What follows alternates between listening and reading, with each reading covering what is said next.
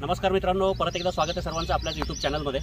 आज लोणार सरोवर, आता लोणार सरोवराबद्दल तुम्ही बऱ्यापैकी ऐकलं असेल की पूर्ण जगामध्ये प्रसिद्ध असलेलं एकमेव असं हे खाऱ्या पाण्याचं तळ आहे, जे एका उल्कापाताने तयार झालेलं आहे, म्हणजे एक दुर्मिळ म्हणता येईल।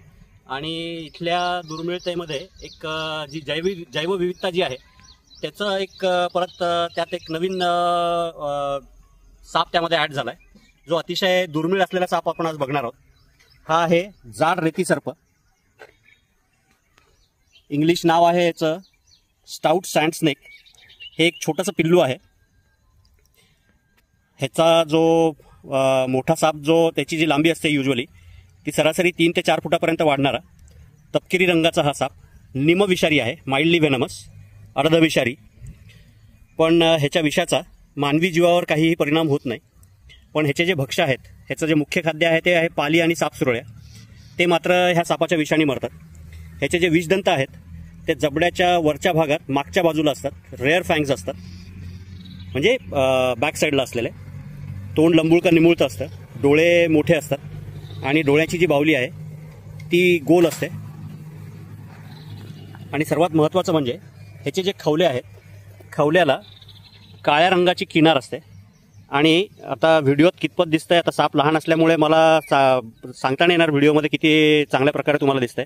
जी ह्याची पाठीवर मध्यभागी तुम्ही बघू शकता, एक आपली जी साखळी जी आहे, साखळीसारखी एक पूर्ण लाईन असते। अर्धविषारी, निमविषारी, mildly venomous, stout sand snake. Marathi नाव आहे याचं रेती सर्प।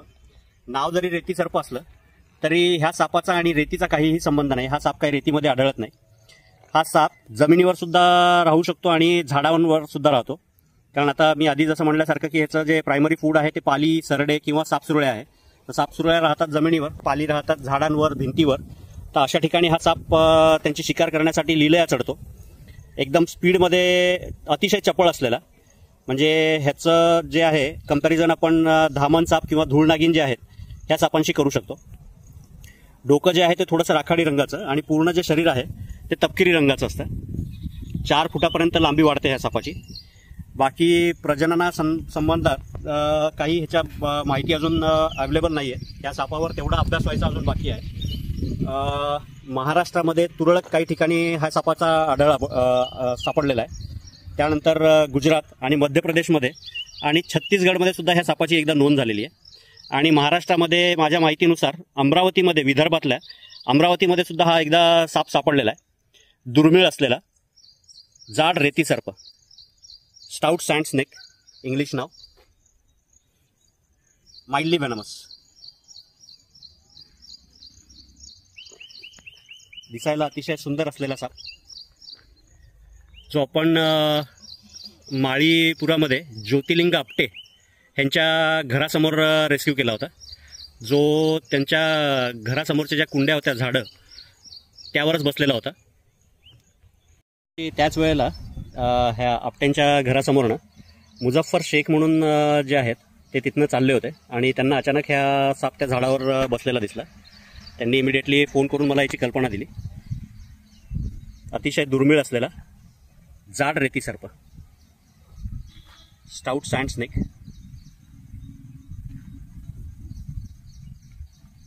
बघू शकता किती सुंदर स्केल्स आहेत त्याच्या शरीरावरचे। शरीराच्या मध्यभागी एक साखळीसारखी लाईन असते। पाठीवर पोटाकडचा भाग जो आहे तो पांढराच असतो। पाली आणि सापसुरळ्या आणि सरडे हे ह्या सापाचं मुख्य खाद्य। खूप काही अभ्यास ह्या सापावर अजून झालेला नाही आहे। अर्धविषारी असलेला जाड रेती सर्प, दुर्मिळ साप। त्याला त्याच्या नैसर्गिक अधिवासामध्ये सोडण्यासाठी आपण आलेलो आहे। ॲक्च्युली याचा रेस्क्यूचा व्हिडिओ मी शूट करायचा राहून गेला होता। पहिले बघितल्यानंतर मी सुद्धा थोडासा चक्रावून गेलो, कारण आता मी जवळपास 32 वर्षापासून काम करतोय, पण हा साप मी अजून रेस्क्यू केलेला नाही। पण जे काही पुस्तकी ज्ञान जे आहे त्यावरनं हा साप कुठला आहे हे एक लक्षात आलं होतं। आता गेल्या 4 वर्षापासून मी लोणारमध्ये राहतो. लोणारमध्ये हा पहिल्यांदाच रेस्क्यू झाला आहे साप. ह्याच्या आधी कधीच रेस्क्यू न झालेला लोणारमधला म्हणा किंवा आजपर्यंत मी सुद्धा स्वतः कधी रेस्क्यू केलेला नाही असा दुर्मिळ साप. जाड रेती सर्प, अर्धविषारी, निमविषारी, माइल्डली वेनमस. डोक्यावरही एक सरळ उभी लाईन दिसते त्याच्या. छोटं पिल्लू.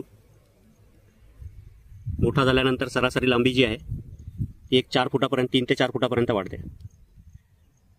खवल्याच्या आता लहान असल्यामुळं पूर्ण व्यवस्थित हे दिसत नसेल, पण ह्याचे जे खवले आहेत शरीरावरील त्याला एक काळ्या रंगाची किनार असते. जमिनीवर आणि झाडावर लिलया राहणारा जाड रेती सर्प.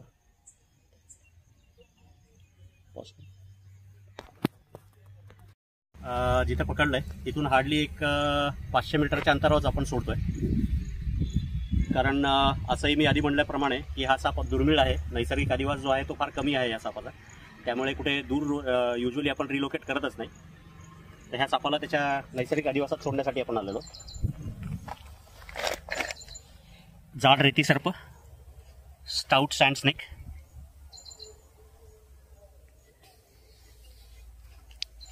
दिला मित्रांनो सोडून ह्या सापाला ह्याच्या नैसर्गिक अधिवासात. जर व्हिडिओ आवडला, बघितलेला दुर्मिळ साप जो आवडलेला असेल, ह्याच्याबद्दल सांगितलेली माहिती जर आपल्याला आवडली असेल तर नक्की लाईक करा. चॅनलला अजून सबस्क्राईब केलं नसेल तर सबस्क्राईब करा आणि कमेंट करायला विसरू नका. धन्यवाद.